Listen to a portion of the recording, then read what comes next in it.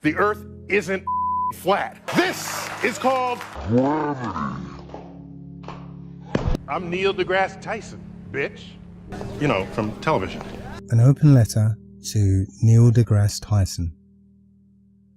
Dear Mr. Tyson, I am writing to you as a former man of science that once looked up to you as an inspiring figure in a field with very few charismatic black people. You could say I was a fan. I visited the Hayden Planetarium, I watched all your lectures and television appearances, and I was struck by your ability to explain complex topics in cosmology and astrophysics in simple, concrete terms. However, your recent responses to queries regarding the flat Earth can only be categorized as arrogant, childish, and sneering. The Earth isn't flat. I mean, dropping a microphone somehow proves gravity. This is called gravity. Also, asking At what point do you stop arguing things that have been settled for 4 centuries? Seems ridiculous to me, since nothing in science is ever settled. Everything in science exists as a theory that only stands until a better theory comes along that more closely matches observations. Would you have told Einstein not to bother because Newton had already settled that gravity business 200 years earlier? I'm sorry, sir, but you're going to have to do much better than that. The resurgence of the flat Earth is not merely a handful of tinfoil hat-wearing crazies who lack intelligence and teeth. This is a shift in consciousness by ordinary people who have started to re-examine the lies they were told as a child. Your job, sir, is to respectfully answer legitimate questions whether or not the answer supports the scientific model that you are a proponent of. Traditionally, scientific progress has not solely come out of the scientific community, but from ordinary people with a different point of view. The scientific method demands that you treat each point of view with respect, as it has the potential to overturn the existing model. And if science refuses to even entertain alternative views, then it is no longer science, but a religion of scientism. So, I would like to ask you 12 questions and give you the opportunity to answer them respectfully using simple, easy to understand concrete terms that you are so famous for. Because I'm just an ordinary bloke, nowhere near as smart as you are. So, if you could give your answers using real, tangible terms without complex mathematics, abstract concepts, or references to NASA or other data that I have no way of verifying for myself, I'd appreciate it. Question 1. Why is there land at the equator?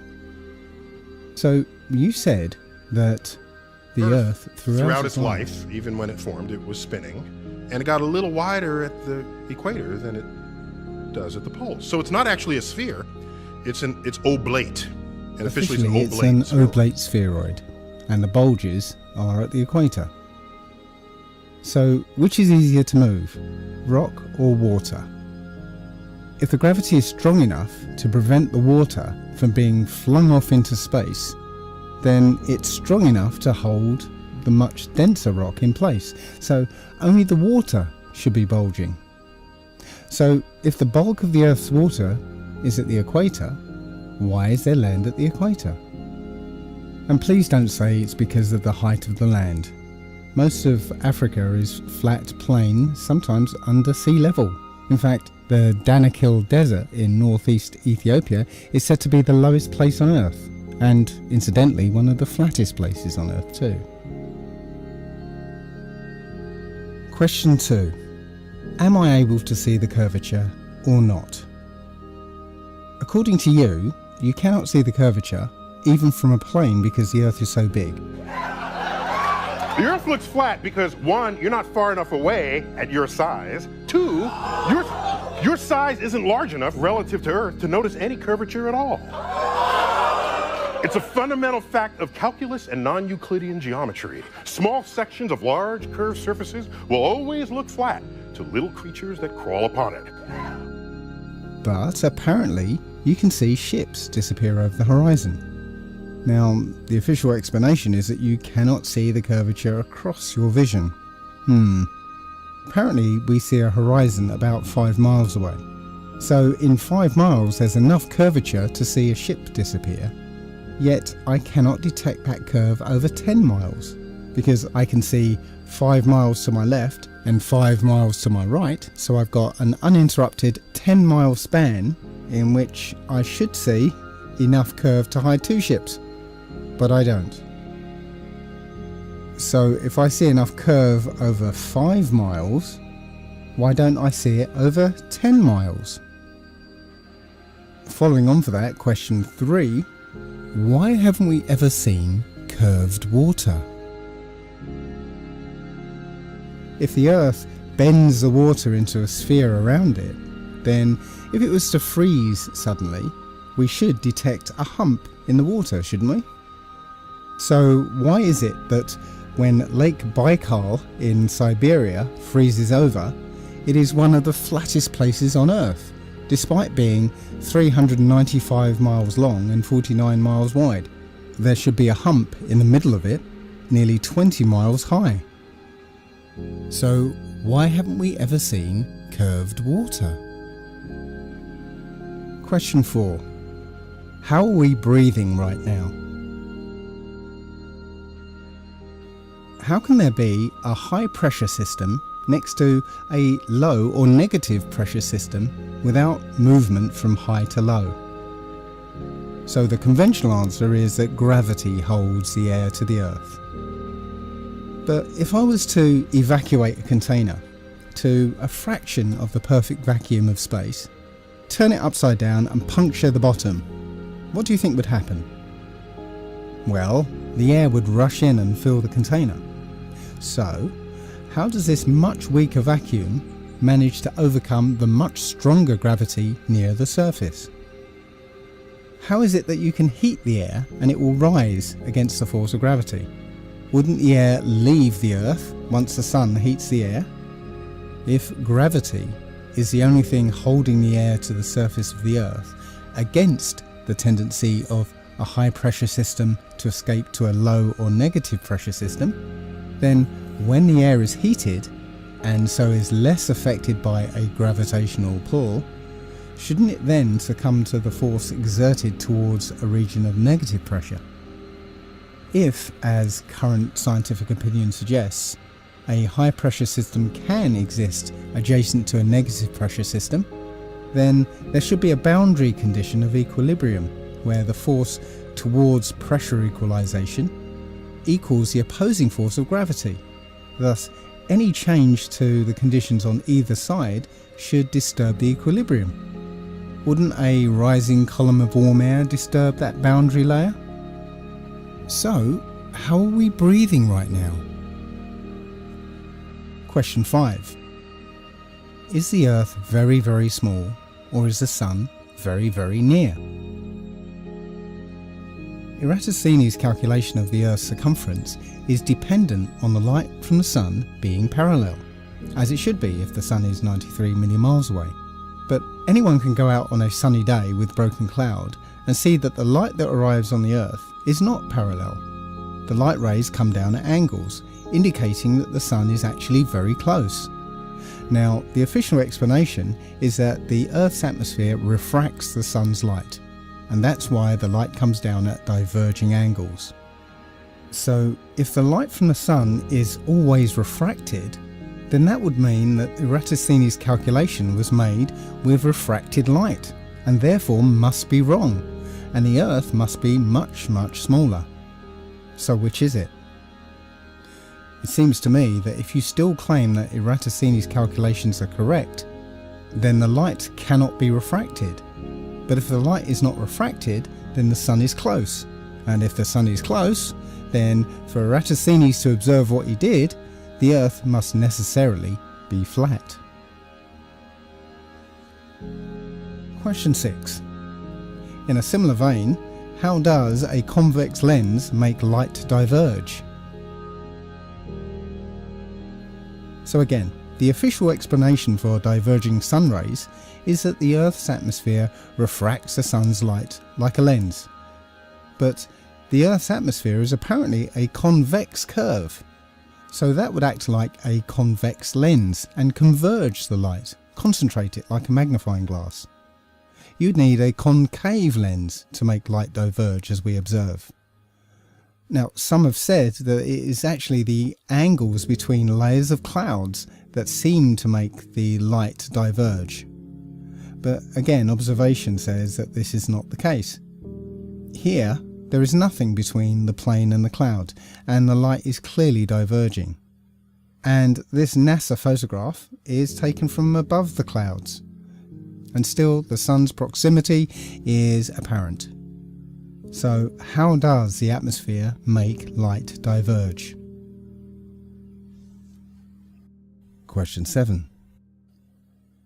Why doesn't the artificial horizon on a plane roll backwards during straight and level flight?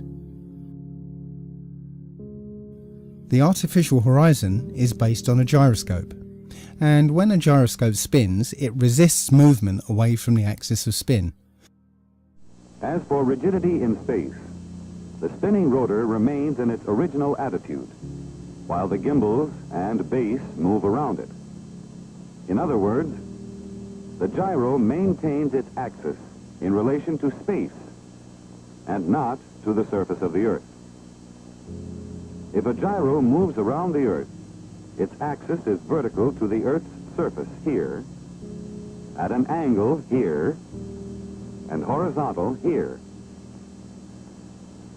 The gyro will resist any force that attempts to change its plane of rotation. So the artificial horizon is essentially a gyroscope mounted on gimbals to allow it to stay upright as the plane pitches and rolls.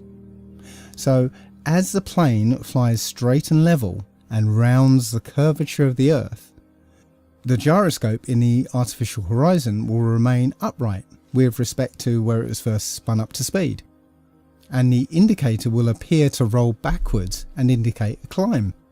Now, I asked the pilots of the last flight I was on, and they told me that the artificial horizon has GPS and sophisticated electronics that adjust the indicator depending on where they are on Earth. But when I contacted a manufacturer, I was told that it is a purely mechanical device. No GPS, no electronics, and it hasn't changed in basic design since before the advent of electronics. So, why doesn't the artificial horizon roll backwards as they round the curvature of the Earth? Question 8. Why is the Coriolis effect so selective?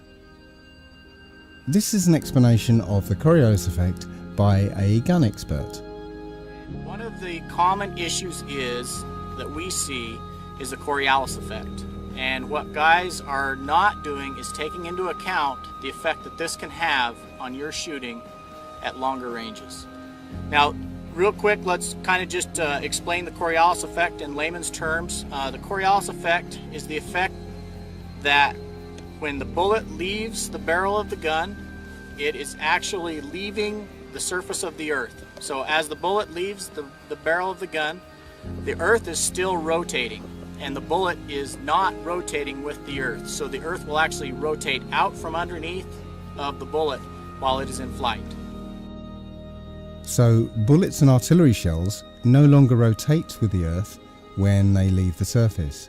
And according to this explanation, paper aeroplanes act in the same way. So imagine you were standing in Texas and had a magic paper airplane that could travel hundreds of miles. If you threw your airplane directly northward, you might think it would land straight north, maybe somewhere in Nebraska. But Texas is actually spinning around Earth's axis faster than Nebraska is, because it's closer to the equator. That means that the paper airplane is spinning faster as well, and when you throw it, that spinning momentum is conserved. So if you threw your paper airplane in a straight line toward the north, it would land somewhere to the right of Nebraska, maybe in Delaware. So from your point of view in Texas, the plane would have taken a curved path to the right. If this is the case for bullets, artillery shells and paper airplanes, then why is it not the same for real aeroplanes. Aeroplanes do not aim north to go east. In fact, if aircraft no longer rotate with the Earth when they leave the surface, then east to west flights should take much longer than west to east flights. And landing on a moving runway would seem to be quite tricky. Every landing should be like this. And wouldn't there be planetary direction indicators by runways, just like there are wind direction indicators? So why is the Coriolis effect so selective? Question 9. What is the International Space Station flying over? Whatever it is, it kind of looks a bit like what I imagine the Earth to look like, but it can't be. If you choose a feature on this blue and white thing and follow it, you'll notice its speed towards the camera is constant. From the moment it appears on the horizon, it moves at the same speed until it disappears below the camera. But watch this footage from a plane. When something appears on the horizon, it moves slowly, but the closer it gets, the faster it moves. In just the same way that we see distant things move towards us in real life. Now look again at this thing. Everything is moving at the same constant speed. Now that tells me that what we're looking at does not span thousands of miles, but rather hundreds of yards. So what is it that the ISS is flying over? And while we're on the subject of the ISS, question 10. How can microgravity be selective? Watch these people bobbing around in microgravity. Tonight our Earth will have completed another orbit around the Sun, and now we take stock of what we accomplished over the past year and what we hope to accomplish in the year ahead. As we look back at the achievements of the past year, 2008 was the year when the space station... Did you notice the problem? Watch it again.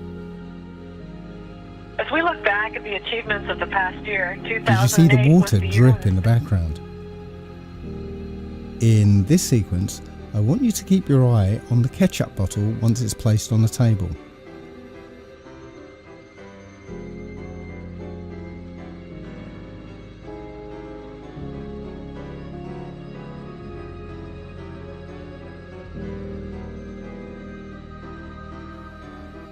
Right here you can see that there is nothing on the bottom of the bottle, no Velcro or magnets, it's just an ordinary bottle. And in a moment you'll see the ketchup bottle being placed on the table. Now keep your eye on it. See how it rocked when he nudged it?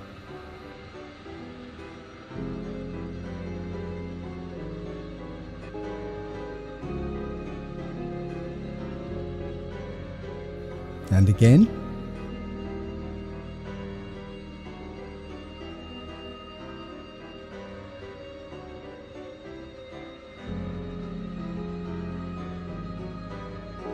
And again.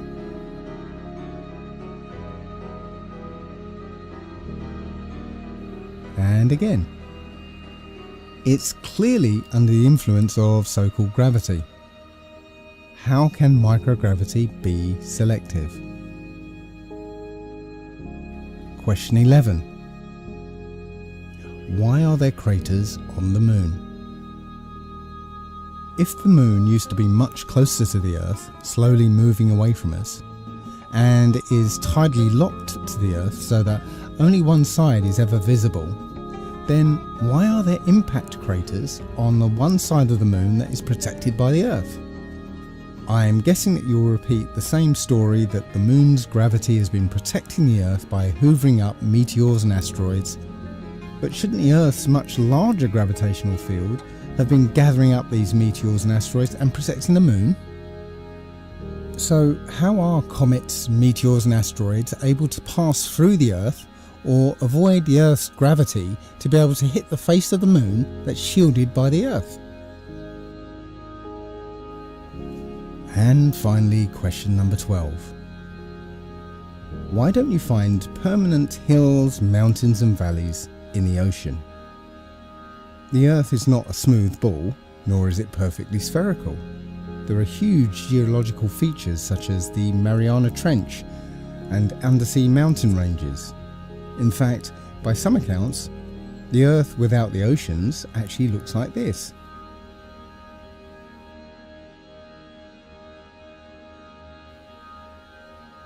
We observe water behaving like this,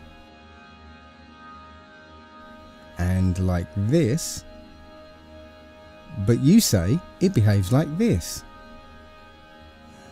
So why doesn't it behave like this?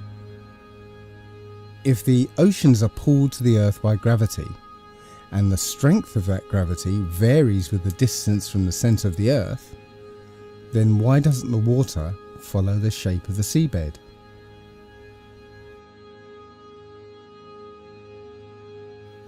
Now, Mr. Tyson, these are legitimate questions posed to you in all seriousness. I think the questions are simple and straightforward, and I've clarified them for you. So I'd appreciate clear, straightforward answers. I am emailing you these questions, posting them on your Facebook page and YouTube channel, as well as a few other avenues. So, in the words of Douglas Adams, if you manage not to respond, I'll know that you're trying not to. I'll know that you're trying very, very hard indeed. Yours sincerely, Allegedly Dave, England.